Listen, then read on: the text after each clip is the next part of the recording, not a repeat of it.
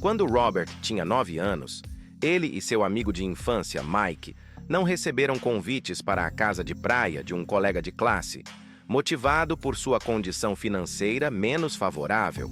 Ao retornar para casa, Robert questionou seu pai sobre como trilhar o caminho para a riqueza, recebendo como resposta a necessidade de aprender a gerar mais renda. Mesmo sendo jovem, Robert compreendeu que esse conselho não seria suficiente para alcançar a prosperidade. O pai de Robert, a quem ele se refere como pai pobre, era um professor bem remunerado, mas constantemente enfrentava dificuldades financeiras. Observando a determinação de Robert e Mike em aprender sobre como ganhar dinheiro, o pai pobre sugeriu que eles conversassem com o pai de Mike, a quem Robert chama de pai rico. Tanto Robert quanto Mike ficaram surpresos com essa sugestão, pois o pai rico ainda não era abastado na época. Além disso, ele não havia concluído o ensino fundamental, mas liderava diversos empreendimentos de sucesso. Mesmo assim, Robert e Mike foram encontrar o pai de Mike. No dia do encontro, ele indagou se eles estavam prontos para aprender a ganhar dinheiro. Os garotos demonstraram entusiasmo e concordaram com a cabeça. Então, ele fez uma proposta. Ele os ensinaria a ganhar dinheiro, mas não em uma sala de aula. Ele os ensinaria através do trabalho prático. Ele argumentou que estaria desperdiçando seu tempo se eles apenas quisessem sentar e ouvir, como faziam na escola. Eles aprenderiam mais rápido trabalhando com ele. Robert tentou fazer uma pergunta, mas foi interrompido. O pai de Mike afirmou que, se eles demorassem a tomar uma decisão, nunca aprenderiam a ganhar dinheiro. Ele explicou que as oportunidades surgem e desaparecem, e a capacidade de tomar decisões rápidas é uma habilidade valiosa. Conscientes da importância da decisão, Robert e Mike trocaram olhares e concordaram em aceitar a oferta. O pai de Mike ficou satisfeito e anunciou que pagaria a eles 10 centavos por hora, com jornadas de 3 horas todos os sábados. Apesar de Robert ter um jogo de softball naquele dia, ele optou por trabalhar, reconhecendo a oportunidade e não querendo desperdiçá-la. Assim, Robert e Mike começaram a trabalhar para a Sra. Martin, uma funcionária do pai de Mike que administrava um pequeno supermercado. Era um tipo de estabelecimento onde as pessoas compravam itens essenciais como leite, pão, manteiga e cigarros. A loja não possuía ar-condicionado, o que exigia que as portas permanecessem abertas para a rua e para o estacionamento. Consequentemente, a poeira invadia a loja a cada passagem de um carro. A tarefa deles consistia em remover os produtos enlatados das prateleiras, espaná-los para remover a poeira e, em seguida, empilhá-los de volta com cuidado. Era um trabalho monótono e repetitivo. Eles trabalhavam por 3 horas todos os sábados, recebendo 30 centavos, uma quantia pouco empolgante, mesmo considerando que um gibi custava 10 centavos na época. A motivação inicial era aprender a ganhar dinheiro. Após 3 semanas nessa rotina, Robert estava inclinado a desistir. Ele se sentia como um escravo, trabalhando por apenas 10 centavos por hora e sem ter mais contato com o pai de Mike desde o primeiro encontro. Durante o horário de almoço na 4ª semana, ele comunicou a Mike sua decisão de pedir demissão. A escola já era entediante o suficiente e ele não queria mais desperdiçar seus sábados naquele trabalho. Para sua surpresa, Mike sorriu e revelou que seu pai já esperava por isso. Para garantir que isso ocorresse, ele instruiu Mike a encontrá-lo no momento em que Robert demonstrasse intenção de desistir. Essa orientação inicialmente confundiu Robert. Porém, Mark explicou que seu pai possuía uma metodologia de ensino distinta da dos pais de Robert. Ele não apreciava o formato de aulas expositivas, preferindo utilizar a experiência como ferramenta de aprendizado. Robert concordou em se encontrar com o pai de Mike no sábado subsequente, a fim de ouvir o que ele tinha a transmitir. Até mesmo o pai biológico de Robert estava irritado com o pai de Mike. O pai pobre aconselhou Robert a exigir um aumento salarial de, no mínimo, 25 centavos por hora, e, caso não obtivesse sucesso, a renunciar ao emprego. Ao chegar à residência de Mike, Robert ainda precisou aguardar por 45 minutos, até que o pai rico finalmente aparecesse. Assim que o encontrou, Robert expressou que ele não havia honrado sua parte no acordo, pois havia prometido ensiná-lo caso trabalhasse para ele. Promessa essa que não foi cumprida. Robert o acusou de ser ganancioso e de desrespeitar seus funcionários. O pai de Mike, então, questionou Robert se ensinar significava falar ou proferir palestras, ao que Robert assentiu com a cabeça. O pai rico explicou que a vida é a maior de todas as professoras e que, na maioria das vezes, ela não se manifesta por meio de palavras ou discursos. Ele esclareceu que a vida frequentemente nos impulsiona em diversas direções, com o intuito de nos ensinar algo. Algumas pessoas permitem que a vida as manipule, enquanto outras resistem, direcionando sua luta contra elementos equivocados, como o emprego, o chefe ou o cônjuge. No entanto, poucas pessoas aproveitam os desafios da vida como oportunidades de aprendizado e crescimento. O pai rico mencionou que possuía mais de 150 funcionários, mas nenhum deles jamais o havia solicitado ensinamentos sobre finanças. Eles apenas buscavam empregos e salários, sem jamais compreender o verdadeiro propósito de seu trabalho. Quando Mike informou que ambos desejavam aprender a ganhar dinheiro, o pai rico decidiu criar um programa que refletisse as experiências da vida real. Ele lhes pagou apenas 10 centavos por hora, o que inicialmente gerou irritação, mas ele explicou que desejava que eles vivenciassem os desafios da vida, a fim de que pudessem compreender o que ele estava tentando lhes ensinar. Ao ser questionado pelo pai rico sobre o que havia aprendido ao trabalhar por um salário tão baixo, Robert reclamou de sua ganância e falta de respeito por seus trabalhadores. Ele chegou a ameaçar renunciar ao emprego caso o pai rico não lhe pagasse mais ou lhe proporcionasse mais conhecimento. O pai rico explicou que a maioria das pessoas agiria exatamente da mesma forma que ele sugeria. Pediria demissão e buscaria um emprego com melhor remuneração. Contudo, isso geralmente não solucionaria seus problemas. Ele desejava que Robert compreendesse que o dinheiro extra não era a solução para seus problemas, mas sim fazer o dinheiro trabalhar a seu favor. Robert estava começando a assimilar a lição que o pai rico estava tentando transmitir. O pai rico perguntou se Robert ainda mantinha sua paixão por aprender e, ao receber uma resposta afirmativa, anunciou que deixaria de remunerá-lo pelo trabalho na loja. Robert ficou perplexo, pois havia ido pedir um aumento, mas agora trabalharia de graça. O pai rico explicou que, se ele quisesse ganhar mais dinheiro, precisaria usar a inteligência e descobrir como. Robert e Mike trabalharam sem remuneração por 3 semanas. Certo dia, o pai de Mike apareceu e convidou os meninos para tomar um sorvete. O pai rico perguntou se eles já haviam aprendido alguma coisa. Eles responderam. O pai rico insistiu que eles se apressassem e refletissem sobre a lição que estava prestes a apresentar. Para ilustrar o ensinamento, ele pediu aos meninos que observassem a senhora Martin e as demais pessoas no parque, ponderando se o estilo de vida que levavam lhes parecia estimulante. Essas pessoas labutavam arduamente por salários modestos ao longo da vida, mantendo a ilusão de segurança no emprego e aguardando ansiosamente por míseras 3 semanas de férias anuais, culminando em uma aposentadoria após longos 45 anos de serviço.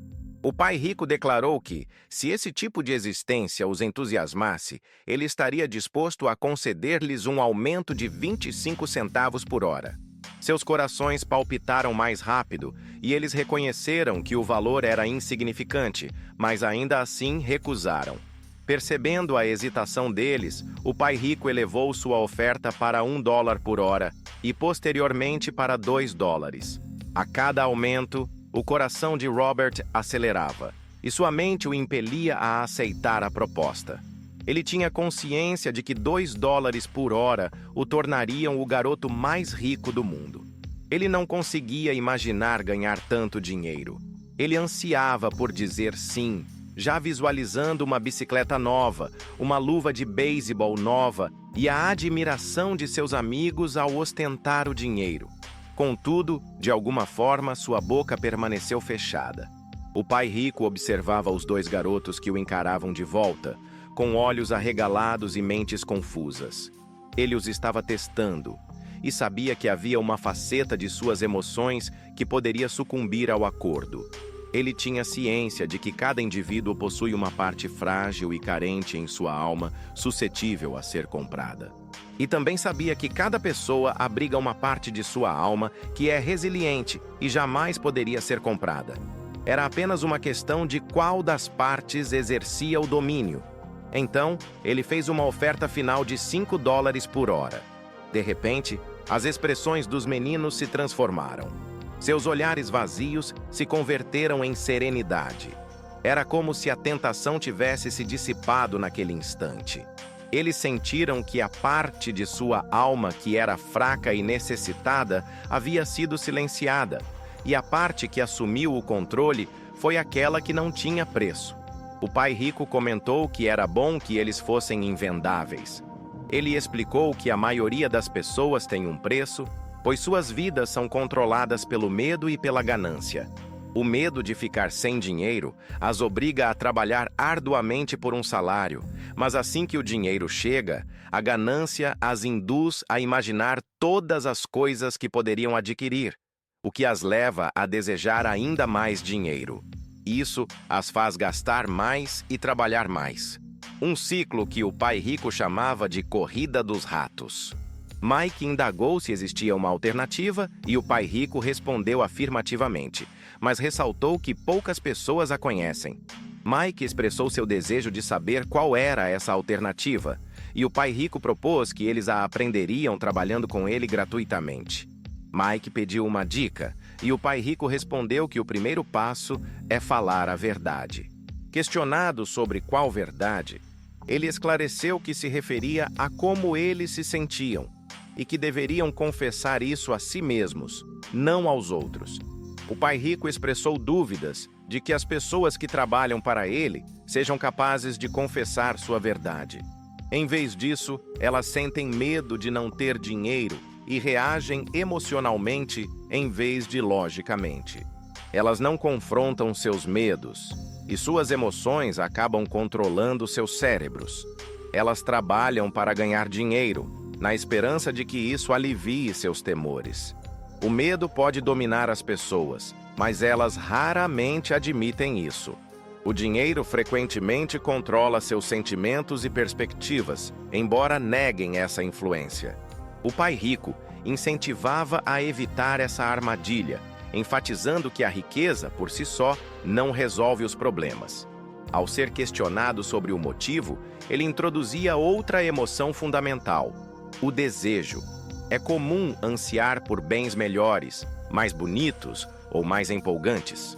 Frequentemente, as pessoas buscam o dinheiro acreditando que ele trará felicidade, mas essa felicidade é efêmera. Muitos indivíduos ricos são impulsionados pelo medo, acreditando que o dinheiro os protegerá da insegurança. No entanto, acabam temendo perder tudo, o que gera ainda mais ansiedade do que quando eram pobres. As emoções frequentemente governam nossos pensamentos e o medo pode nos levar a decisões que não abordam o problema central.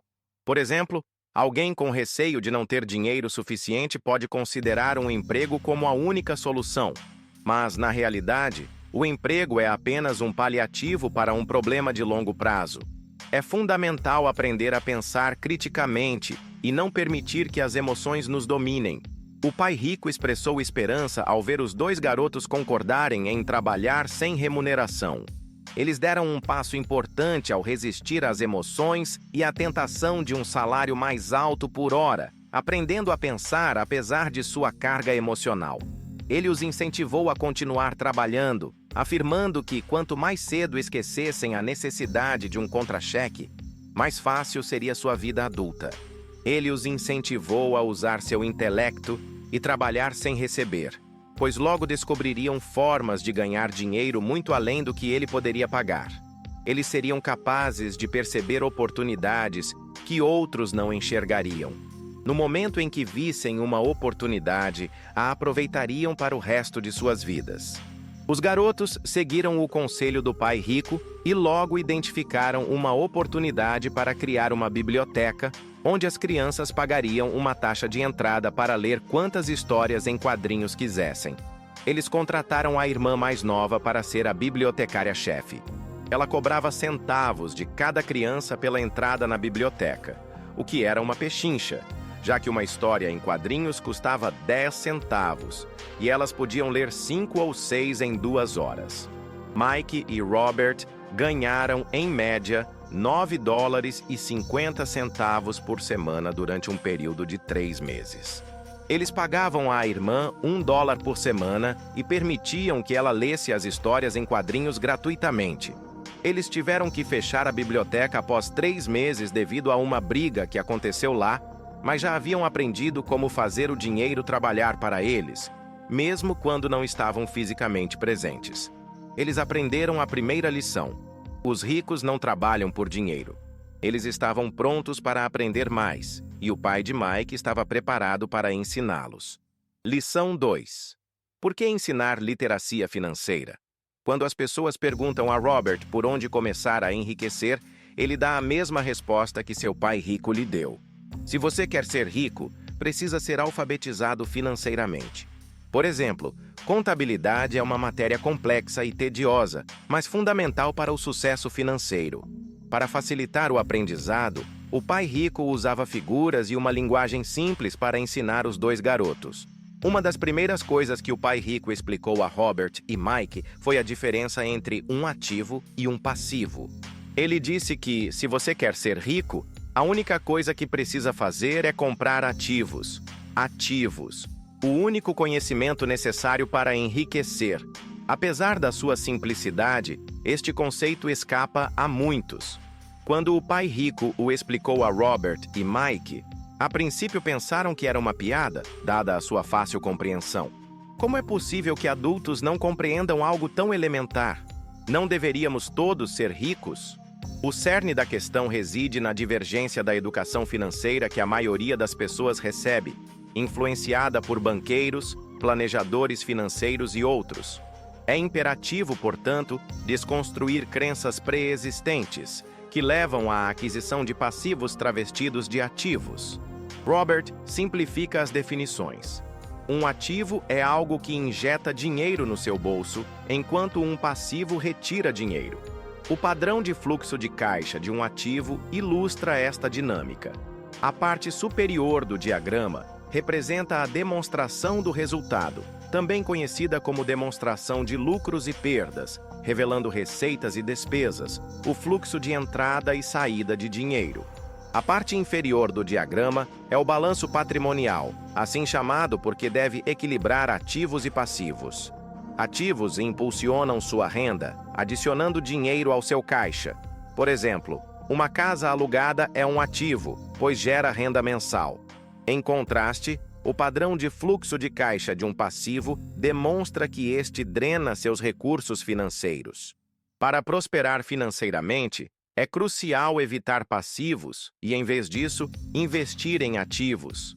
Através destes diagramas simplificados, é possível avaliar facilmente como cada indivíduo lida com o dinheiro. Robert observa que, frequentemente, indivíduos endividados veem no aumento da renda a solução para seus problemas. No entanto, mais dinheiro nem sempre resolve a situação e pode até agravá-la. Isto explica por que muitos que recebem ganhos inesperados, como prêmios de loteria ou heranças, rapidamente dilapidam suas fortunas.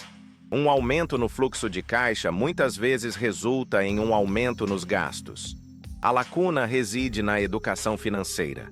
É por isso que alguns podem alcançar o sucesso em suas carreiras e, ainda assim, enfrentar desafios financeiros. Eles podem ter aprendido a ganhar dinheiro, mas não a administrá-lo. A inteligência não garante a alfabetização financeira.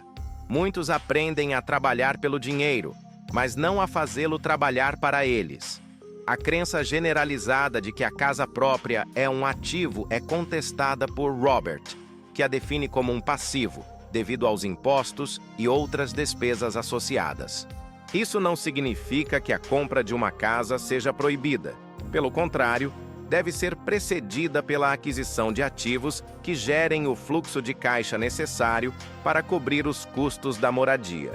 Robert enfatiza que a chave para a riqueza é investir em ativos geradores de renda e manter passivos e despesas sob controle. Mas como determinar quando a riqueza é suficiente?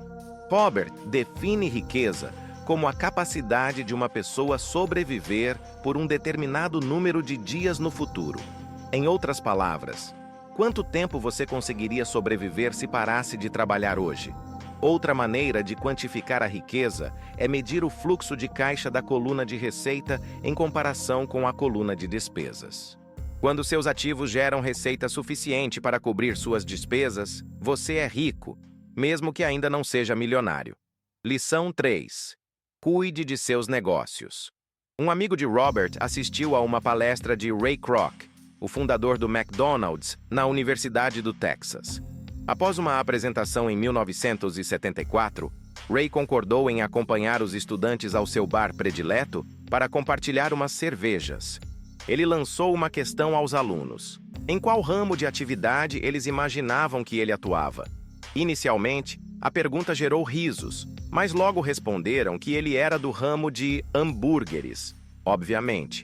Contudo, Ray esclareceu que, embora associado a hambúrgueres, seu negócio era, na verdade, o setor imobiliário. E só, ele tinha plena convicção de que o terreno e a localização de cada filial eram os elementos mais cruciais para o sucesso. Atualmente, o McDonald's se destaca como o maior proprietário individual de imóveis globalmente, detendo alguns dos cruzamentos e esquinas mais valorizados no mundo. Existe uma distinção substancial entre a profissão e o negócio de alguém. Frequentemente, indaga-se as pessoas sobre a natureza de seus negócios e a resposta comum é: sou bancário. Ao questionar se são proprietários de bancos, a resposta usualmente é negativa, indicando que são empregados. Nesse contexto, a profissão é confundida com o negócio. Sua profissão pode ser bancário, mas eles ainda não têm seu próprio negócio. Uma vasta quantidade de indivíduos trabalha para terceiros, seja para seus empregadores, para o governo através de impostos ou para bancos por meio de hipotecas e financiamentos. O ponto crucial, percebido por Pai Rico, era o terceiro segredo dos ricos. Concentre-se em seus próprios negócios. Não desperdice a vida trabalhando em prol dos outros. Inúmeras pessoas dedicam suas vidas a impulsionar os negócios alheios, enriquecendo-os. Priorize seu próprio negócio. Isso não implica necessariamente abrir uma empresa e demitir-se. Para alguns, essa pode ser a trajetória. Mas, em vez disso, o negócio pessoal deve orbitar em torno da coluna de ativos, não da coluna de receita. Mantenha o emprego diário, mas comece a adquirir ativos reais, em vez de passivos que perdem valor no momento da aquisição. Mantenha as despesas sob controle, minimize os passivos e construa com diligência uma base sólida de ativos. É imperativo que os pais ensinem esses conceitos aos jovens antes que eles saiam de casa, para que compreendam o que constitui um ativo verdadeiro e não se vejam aprisionados em um estilo de vida marcado por dívidas. Robert Kiyosaki define os ativos verdadeiros nas seguintes categorias. 1. Negócios que não exigem a presença do proprietário. Ele é o dono, mas a administração fica a cargo de outros.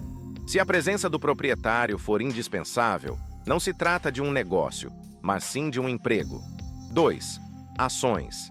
3. Títulos. 4. Imóveis que geram renda. 5. Royalties provenientes de propriedade intelectual como música e patentes. 6. Qualquer item que possua valor, gere receita ou se valorize e que tenha apelo para o adquirente. Adquira ativos que lhe agradem. Robert Kiyosaki tem grande apreço por imóveis e, portanto, dedica tempo significativo a pesquisar e adquirir propriedades. Se imóveis não despertam seu interesse, não invista neles. Enquanto trabalhava na Xerox, Robert Kiyosaki dedicava-se aos seus próprios negócios. Ele manteve seu emprego diário e, gradualmente, construiu uma coluna de ativos. Quanto maior seu conhecimento em contabilidade e gestão de caixa, mais eficaz se tornava na análise de investimentos, o que o levou a criar sua própria empresa.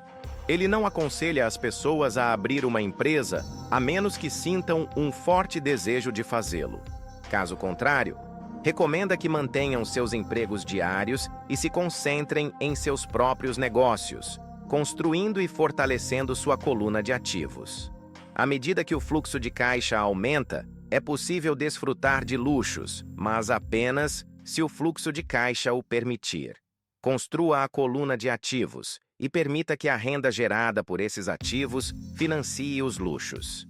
Quando os ativos geram renda suficiente para cobrir os luxos, então se torna viável adquiri-los. Lição 4. A história dos impostos. No que diz respeito ao poder das empresas, muitos enxergam Robin Hood como um benfeitor, retirando recursos dos abastados para distribuí-los aos menos favorecidos. Pai Rico, contudo, discordava dessa visão, considerando Robin Hood um embusteiro. Embora a opinião geral seja de que os ricos deveriam arcar com uma parcela maior dos impostos e auxiliar os mais pobres, a realidade é que a classe média é quem suporta o maior peso da tributação, principalmente a classe média alta, que teve acesso à educação formal e, portanto, compreende o funcionamento do sistema. Para ilustrar essa dinâmica, Robert traça um breve panorama histórico dos impostos na Inglaterra e nos Estados Unidos. Inicialmente, não existiam impostos, apenas taxas temporárias e esporádicas para financiar despesas como guerras. Em 1874, a Inglaterra instituiu o imposto de renda como uma taxa permanente para seus cidadãos, seguida pelos Estados Unidos em 1913. Esses países conseguiram a aceitação dos impostos pela maioria da população porque, a princípio, eles eram cobrados apenas dos ricos. No entanto, o imposto de renda, criado para penalizar os ricos, acabou por onerar aqueles que votaram por sua existência, ou seja, os pobres e a classe média. Pai Rico explicava que ele e Pai Pobre eram opostos em suas filosofias.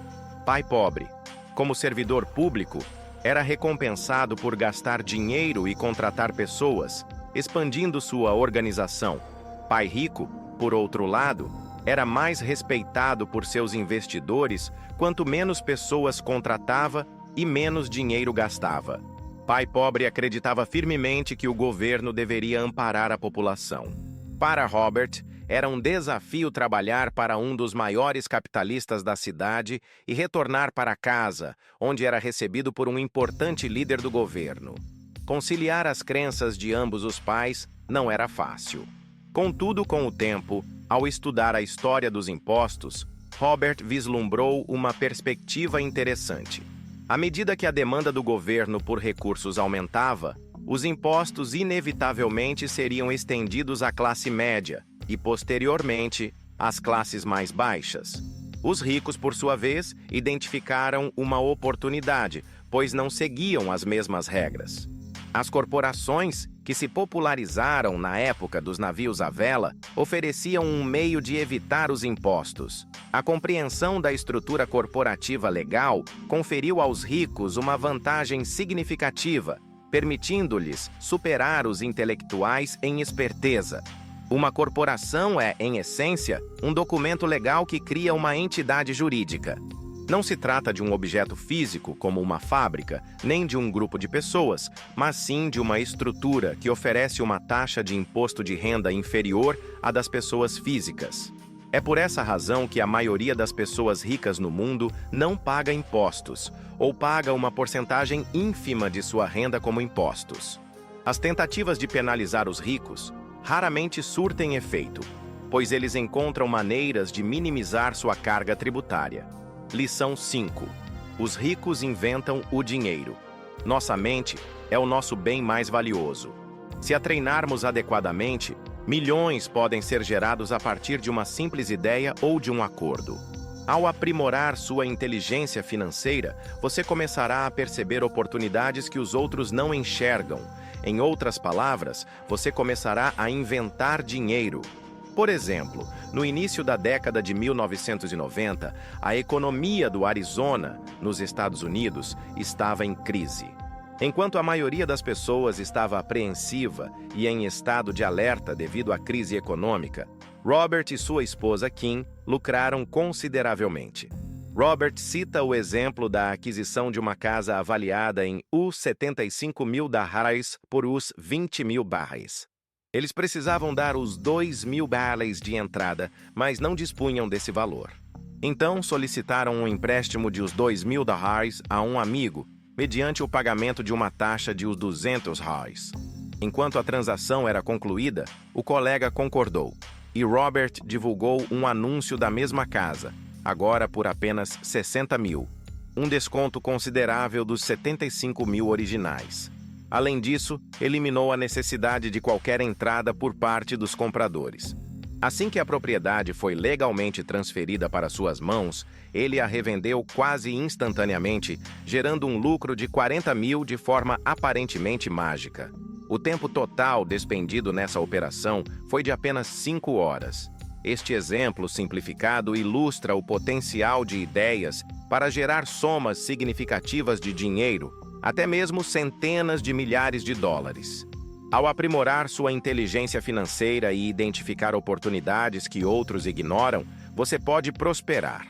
Robert enfatiza que os mercados flutuam, os investimentos variam, mas o mundo sempre apresenta oportunidades únicas. A chave é desenvolver a capacidade de identificá-las. Quanto mais você cultiva sua inteligência financeira, um processo que exige tempo e dedicação, mais oportunidades surgirão. O futuro reserva inúmeras mudanças, e desenvolver seu QI financeiro permite que você encare essas transformações com otimismo, em vez de medo. Você perceberá as oportunidades e agirá sobre elas, em contraste com aqueles que, dominados pelo receio, permanecem à margem, observando outros progredirem com audácia. No passado, a terra representava a riqueza. 300 anos depois, a riqueza migrou para as fábricas e a produção. Hoje, a riqueza reside na informação. No entanto, a informação viaja pelo mundo na velocidade da luz, e esse processo se intensificará e se tornará mais dinâmico com o tempo. Lição número 6. Trabalhe para aprender, não apenas por dinheiro. Robert foi entrevistado em Singapura por uma jornalista que revelou seu desejo de se tornar uma autora de best-sellers, como ele. Apesar de seus romances serem considerados excelentes, suas obras não obtinham sucesso comercial. Robert sugeriu que ela fizesse um curso de vendas, o que a ofendeu profundamente. A jornalista, detentora de um mestrado em literatura inglesa, não via como aprender a vender poderia ser útil e expressou aversão por vendedores. Quando Robert mencionou que era um autor de best-sellers e não necessariamente o mais talentoso escritor, ela respondeu que nunca se rebaixaria a aprender técnicas de vendas e encerrou a entrevista abruptamente. Existem muitas pessoas talentosas que enfrentam dificuldades semelhantes às da jornalista. Nas palavras de um consultor de negócios, elas estão a apenas uma habilidade de alcançar a grandeza. No que se refere a dinheiro, a única habilidade que a maioria das pessoas possui é a de trabalhar arduamente. Se a jornalista tivesse investido em cursos de vendas e trabalhado em uma agência de publicidade, ela teria adquirido conhecimentos valiosos sobre o processo de vendas, que poderiam ser aplicados para aumentar a comercialização de seus romances. Quando Robert lançou seu primeiro livro, Se Você Quer Ser Rico e Feliz, Não Vá para a Escola, uma editora sugeriu mudar o título para A Economia da Educação. No entanto, Robert sabia que esse título, embora abordasse um tema relevante, não atrairia tantos leitores. Ele optou por um título provocador, pois tinha a convicção de que isso o levaria a mais programas de televisão e rádio, o que se concretizou. Pai Rico incentivou Robert a adquirir conhecimento diversificado, e foi por isso que Robert e seu amigo Mike trabalharam em diversas funções ao longo de suas vidas. buscando obter uma variedade de experiências. A maioria das pessoas se dedica a trabalhar arduamente em empregos convencionais, concentrando-se em salários e benefícios a curto prazo. O ideal seria procurar um trabalho que ofereça a oportunidade de aprender habilidades valiosas. Robert recomenda adotar uma perspectiva de longo prazo, em vez de apenas trabalhar por dinheiro e segurança, e sugere até mesmo aceitar um segundo emprego para aprender uma nova habilidade. Muitos resistirão a essa ideia, pois não estão dispostos a sair da zona de conforto e enfrentar a mudança. No entanto, é como ir à academia. Requer esforço e dedicação para obter resultados. É possível que seja necessário um esforço inicial para se motivar a começar, mas a satisfação de ter lido o material será evidente após a conclusão do treinamento. O pai pobre almejava que Robert se especializasse, embora essa abordagem não tenha sido bem-sucedida em sua própria trajetória. Ele nunca compreendeu que a especialização excessiva pode prender e tornar o indivíduo dependente dessa área específica. Em contrapartida, o pai rico, 28-27, incentivava Mike e Robert a se prepararem e adquirirem conhecimento em diversas áreas de negócios. Segundo Robert, as competências cruciais para o sucesso englobam 1. Gestão do fluxo de caixa, 2. Gestão de sistemas e 3. Gestão de pessoas. As habilidades especializadas de maior relevância são vendas e marketing, áreas nas quais Robert busca aprimoramento constante por meio de cursos educacionais para expandir seus conhecimentos. Lição 7. Superando obstáculos. As 4 principais razões pelas quais as pessoas não desenvolvem um fluxo de caixa 2908 abundante, mesmo possuindo alfabetização financeira, são 1. Medo, 2. Cinismo, 3. Preguiça e 4. Maus hábitos. Analisemos cada um desses aspectos. Superando o medo. Ninguém aprecia perder dinheiro. As únicas pessoas que nunca tiveram perdas financeiras em investimentos são aquelas que nunca investiram. O medo de perder dinheiro é universal. A diferença reside na forma como cada um lida com o medo e a derrota. A principal distinção entre uma pessoa rica e uma pessoa pobre é a maneira como enfrentam esse medo. Robert afirma nunca ter conhecido uma pessoa rica que não tenha perdido, 29,46, dinheiro, mas elas não permitem que o medo as afaste do jogo. A maioria das pessoas joga para não perder, quando o ideal seria jogar para ganhar. Essa é a razão pela qual tantas pessoas enfrentam dificuldades financeiras. Elas podem até possuir um portfólio seguro, sensato e equilibrado, mas não se trata de um portfólio vencedor. Estão jogando para evitar perdas. Por exemplo, um portfólio equilibrado não é inerentemente ruim, mas não proporcionará ganhos significativos. Não é assim que investidores bem-sucedidos atuam. É preciso ser um tanto desequilibrado no início e concentrar 30-19 seus recursos em algumas áreas específicas, dedicando-se a elas. Superando o cinismo. Seja por dúvidas internas ou pela influência de outras pessoas, frequentemente permitimos que a dúvida nos impeça de agir. Adotamos uma postura conservadora e deixamos oportunidades escaparem. Robert compartilha o caso de um amigo que estava prestes a adquirir um imóvel para investimento por um preço excelente, mas desistiu no último instante após um vizinho, que não era investidor, ter afirmado que se tratava de um mau negócio. Se ele tivesse prosseguido, teria dobrado o valor, 30,53, investido e iniciado sua jornada para abandonar a corrida dos ratos. Dúvidas e cinismo mantêm a maioria das pessoas em situação de pobreza. O pai rico costumava dizer que os cínicos criticam, enquanto os vencedores analisam. Os vencedores permanecem atentos e aproveitam as oportunidades que os demais ignoram. Por exemplo, o mercado imobiliário é uma ferramenta de investimento poderosa para quem busca independência financeira. No entanto, sempre que Robert menciona imóveis, a resposta comum é: não quero consertar banheiros, ou não quero lidar, 31,26, com problemas de inquilinos. A fixação em aspectos negativos como banheiros os mantém em uma situação financeira desfavorável. Superando a preguiça. Qual é a solução para a preguiça? Um pouco de ganância. Essa afirmação pode ser difícil de aceitar, pois muitos de nós fomos ensinados a considerar a ganância ou a ambição como algo negativo. Em vez de dizer, não posso pagar, mude sua mentalidade para como posso pagar isso. Essa mudança abre a mente e força a buscar soluções. Não posso pagar é uma mentira. O espírito humano sabe que tudo é possível. Ao afirmar que não se pode fazer algo, você está gerando um desentendimento entre sua essência e sua mente acomodada. Como posso quitar minhas dívidas e, ao mesmo tempo, edificar uma mentalidade mais robusta e um espírito ativo, isento dessa ambição mesquinha? O anseio por aprimoramento impulsiona o progresso mundial, motivando a invenção de novas tecnologias e o esforço nos estudos, tudo em busca de uma vida superior. Embora o excesso de ganância seja prejudicial, uma dose moderada serve como incentivo. Para triunfar sobre hábitos perniciosos, é necessário cultivar hábitos de sucesso. O pai pobre priorizava o pagamento de todos, relegando a si mesmo ao último lugar, o que resultava em escassez.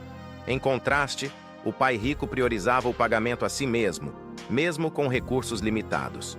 Ciente da cobrança inevitável de credores e governo, ele se sentia compelido a buscar fontes alternativas de renda para honrar seus compromissos. Adiar o pagamento a si mesmo o privaria dessa pressão produtiva. A necessidade de encontrar meios de gerar renda extra para quitar as dívidas o fortaleceu. Este é o resumo do livro Pai Rico, Pai Pobre aqui no canal. E isso é só o começo. Acompanhe os vídeos de cada capítulo detalhado. A cada episódio, a gente desvenda juntos os segredos que os ricos conhecem e que ninguém ensina na escola. Se esse conteúdo está abrindo sua mente e te mostrando uma nova forma de pensar sobre dinheiro, carreira e liberdade financeira, então já se inscreve no canal e ativa o sininho. Ainda tem muito insight valioso vindo por aí, e eu quero você junto nessa jornada.